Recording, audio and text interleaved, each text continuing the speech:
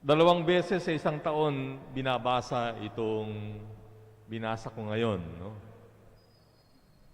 Ito ay tuwing ngayon, birthday ng ating mahal na Birhen.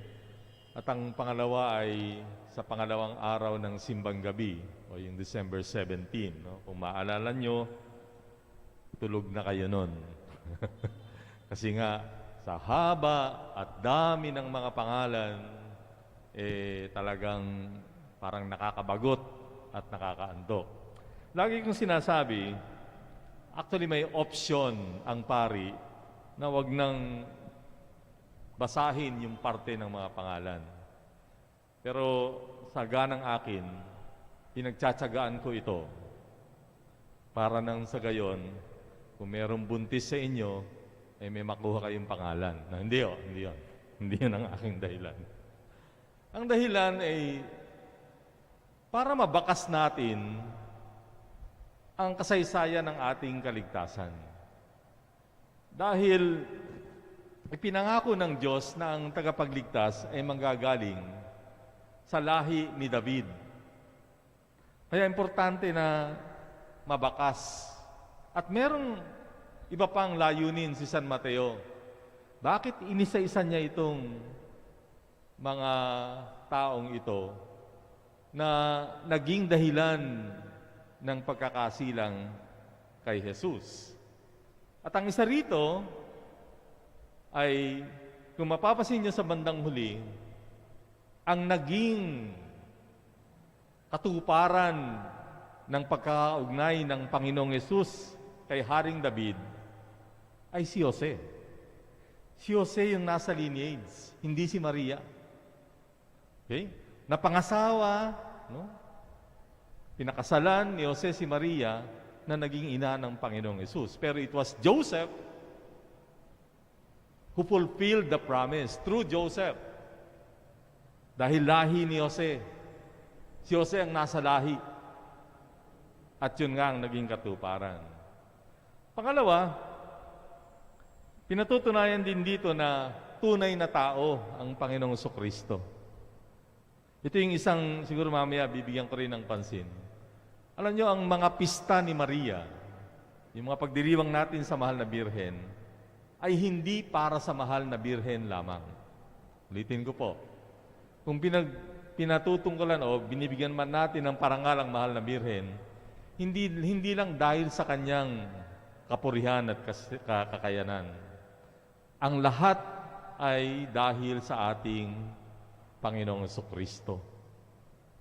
Dahil siya ang layunin at dahilan ng ating ng pagiging birhen ng ating mahal na ina. So, anong pinatutunayan nitong mga pangalan na ito, nitong mga lahi na ito? Na ang ating Panginoong Jesucristo ay may mga ninuno. At kapag may mga ninuno ka, anong ibig sabihin nun? Tunay kang tao. Kasi pag wala kang ninuno, anong tawag natin? Pag walang ninuno? Singaw. Di ba? Bakit wala kang ninuno? Saan ka nanggaling? Di ba? Yung iba sinasabi pa nga nanggaling ka sa tain ng kalabaw o sa tain ng kambing. Mga ganun ba? Pakikiraan ako sa mga kumakain.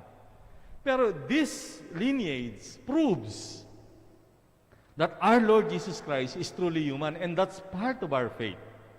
Mahalaga sa pananampalataya na pinaniniwalaan natin na ang Panginoong Jesucristo ay tunay na tao. Dahil siya ay may mga ninuno at siya isinilang. Okay? Kasi sometimes, because of the divinity of the Lord, of what He can do, His humanity is lost. At hindi natin siya nakikita bilang tao. Isa pa, siguro, bago ko iwanan itong mga pangalan na ito, alam niyo, ang isang Hudyo, kung mapapakinggan niya ito, halos malalaglag niya sa upuan niya. Alam niyo kung bakit? Kasi itong mga ninuno ng Panginoong Hesus, hindi sila lahat santo at santa. Meron ditong magnanakaw. Meron ditong nangangalunya. Meron ditong mamamatay tao. In other words, marami sa mga ninuno ng Panginoong Jesucristo ay hindi mabuting tao. And it only proves, as we say in English, that God can write straight with crooked lines. Na ang Panginoon Kristo, hindi niya rin pinili na ang kanyang mga ninuno ay perpekto.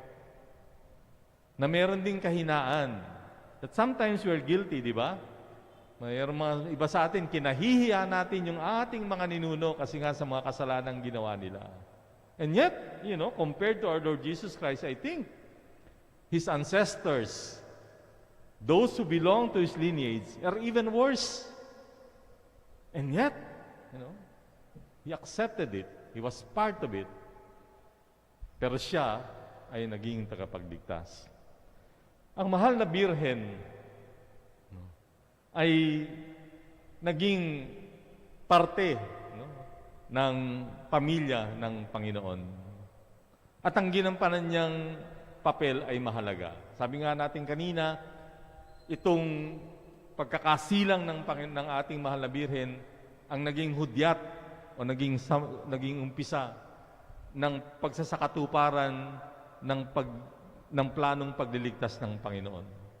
And when the time came, dito nga sa Ebanghelyo natin ngayon, na siya ay alukin ng Diyos para maging ina ng anak ng Diyos, siya ay pumayag. Pumayag siya dahil pinuno siya ng Diyos ng grasya at pumayag siya dahil nga yon ang kalooban ng Diyos. And here we can learn, again, something. If it's the will of God, no matter what the consequence, that's what Mary did. In fact, lagi ko sinasabi, sa panahon ng ating mahal na birhen, ang ikaw ay mabuntis ng walang asawa, ang parusa ay kamatayan. Maaari kang batuhin hanggang mamatay. Diba? Ang layo sa panahon natin ngayon. Ngayon, buntis na, wala nang asawa, ang yabang pa dyan, naglalakad. Proud pa. Pero noon, panahon ng Panginoon Kristo, mahirap yun. Kaya nga yun ang dahilan bakit ayaw siyang pakasalan ni Jose na isang matuwid na tao. Imagine ninyo, pakakasal siya sa isang babaeng buntis na hindi naman siya ang ama. And yet, again, also, Joseph was asked by God to follow, to obey, to marry Mother Mary so that the will of God will push through. And so, Mary became the mother of God. Pero ito yung isa pang pinakamahalaga at palagay ko, ito yung ating dapat tingnan. Si Maria, bagamat siya ang ina ng Diyos, hindi niya yun sinangkalan para maging, exempted siya sa mga bagay na kailangan sa isang tunay na Kristiyano. Si Maria ay naging mabuti at perpektong Kristiyano, perpektong disipulo. Siya ay naging masunurin sa Diyos. Pinangatawaran niya yung kanyang pagiging walang kasalanan. At siya ay naging mabuting ina sa Panginoon. Not because she was the mother of God, but because she believed in the Lord and she loved the Lord. Hindi niya dinaan sa pagiging ina ng Diyos. In other words, hindi niya dinaan sa palakasan. Although she was worthy because she was the mother, and yet, we revere her, lahat ng mga titulo na ibinibigay natin sa Kanya ay dahil sa siya ay naging mabuting tagasunod ni Kristo.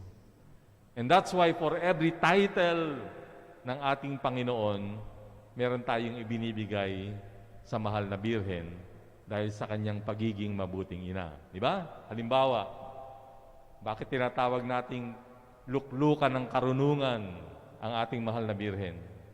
Dahil sino ba ang karunungan? Ang ating Panginoong Kristo.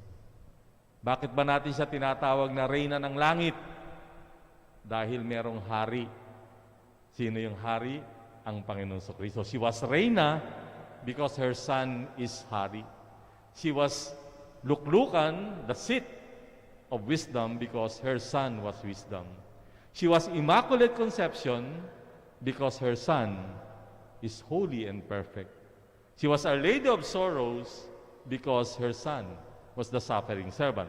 Kahit na anong titulo ni Maria, you can always find it in her son. For she was Mary because of the Lord. So yun yung ating pinagdidiwang ngayon. Na maaari pala na isang tao katulad ni Maria ay maging mabuting Kristiyano. Na isang kapwa natin tao ni si Maria ay magiging mabuting disipulo. And then, the greatest or the best gift that she received was her assumption. Di ba? Ang assumption, you're assumed into heaven, which gives us hope. Yun ang nagbibigay sa atin ng malaking pag-asa. Kung si Maria, binigyan ng ganong gantimpala ng ating mahal na Panginoon, na iakyat sa langit, katawan at kaluluwa. Abay, masaya na tayo na kahit hindi tayo katawan at kaluluwang iakyat, at least yung kaluluwa natin siguradong aakyat. Kung tayo ay namimintuho sa Kanya. See? For the Lord is the giver of grace. And Mary was the best example of how to attain that grace. At again, siguro last point, ito yung laging sinasabi. Kasi, di ba, recently lang sa Baclaran, binago nila yung response, no? Dun sa mga litany sa Mahal na Birhen. Dati ang sagot ay Mother help us, di ba? Binago na nila yon. Kasi nga, ang tunay na nagbibigay ng tulong ay ang ating Panginoon. Wala naman tulong siyang ibibigay na Kanya eh. Hindi naman niya tayo kayang iligtas. Hindi naman niya tayo kayang bigyan ng mga grasya.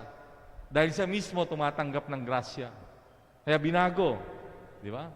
Kaya ang picture is that Mary, we don't pray to Mary, but Mary prays with us. Ulitin ko, ang tunay at tamang pamimintuho is that we don't pray to Mary, but we imagine Mary praying with us because he was the perfect disciple. He knew how to obtain grace from the Lord, for she knew the Lord. And the Lord was her Son, the Lord was her Savior, the Lord was her King. So yun po ang magandang alalahanin natin sa pistang ito.